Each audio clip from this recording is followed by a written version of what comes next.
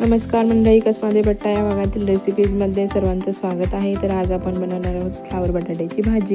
हे बघा, कढईत पाणी ठेवून मी तापायला ठेवलं आहे, त्यात फ्लावर टाकून घेतला आहे आणि थोडासा बटाटा कापून मी त्यामध्ये टाकून घेणार आहे। थोडंसं उकळत्या पाण्यात हे आपण आता धुवून घेणार आहोत। बघा, आता भाजीसाठी लागणाऱ्या 7-8 मिरच्या, लसूण आणि थोडीशी कोथिंबीर मी कट करून घेतलेली आहे आणि हे गरम पाण्यातून फ्लावर बटाटा धुवून मी बाजूला ठेवून घेतला आहे जाळीमध्ये। आता भाजीला फोडणी देण्यासाठी मी कढई गॅसवर ठेवली आहे, त्यात 2 चमचे तेल टाकलं आहे आणि त्यात भरपूर अशी मोहरी टाकून मस्तपैकी तडतडू द्यायची आहे। मोहरीची फोडणी खूपच छान लागते फ्लावरच्या भाजीसोबत।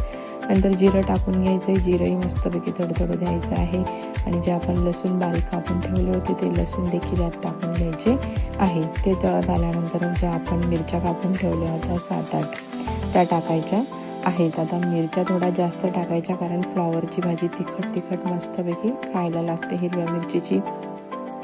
नंतर इथे कापलेली कोथिंबीर टाकायची आहे आणि हे व्यवस्थित आता आपण मिक्स करून घ्यायचं आहे। हे मिक्स झाल्यानंतर यामध्ये अर्धा चमचा आपण हळद टाकणार आहोत। बघा, ही हिरव्या मिरचीची फ्लावरची भाजी आज आपण बनवत आहोत। ते आता मिक्स करून घ्यायचं आहे। त्यानंतर त्यामध्ये थोडंसं हिंग टाकायचं आहे।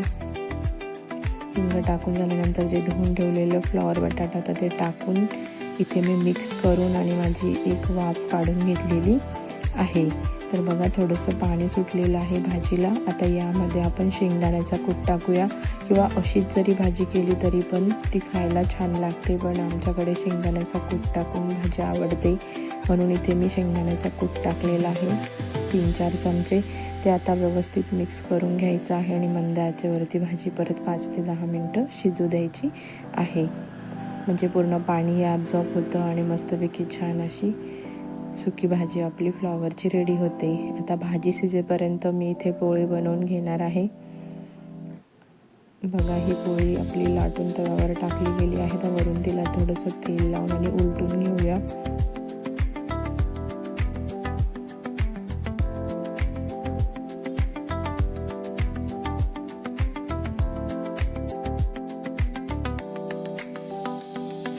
बघा, ही पोळी आपली आता इथे मस्तपैकी तयार होत आहे।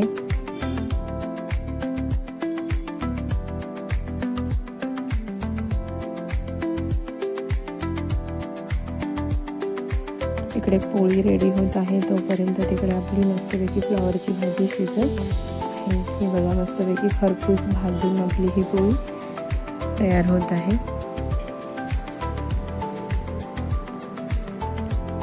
मस्तपैकी ही खरपूस अशी भाजलेली पोळी आणि गरमागरम फ्लावरची भाजी खायला खूपच छान टेस्टी लागते। चला तर मग मंडळी, तुम्हाला या चॅनलवरील रेसिपीज जर आवडत असतील तर चॅनलला लाईक करा, सबस्क्राईब करा आणि शेअर करा। आणि या इथे बनवल्या जाणाऱ्या रेसिपीज तुम्ही देखील बनवून बघा आणि मला सांगा कॉमेंटमध्ये त्या कशा बनतायत ते। ही बघा, आता इथे आपली फ्लावरची भाजी देखील रेडी झालेली आहे। आता हिला मी व्यवस्थित मिक्स करून घेणार आहे। शिजून मस्तपैकी फ्लावर आपलं तयार झालेलं आहे। ही बघा, छानपैकी फ्लावरची भाजी आपली रेडी आहे। चला तर मग मंडळी, भेटूया आपण अशाच नवीन रेसिपीसोबत। थँक्यू।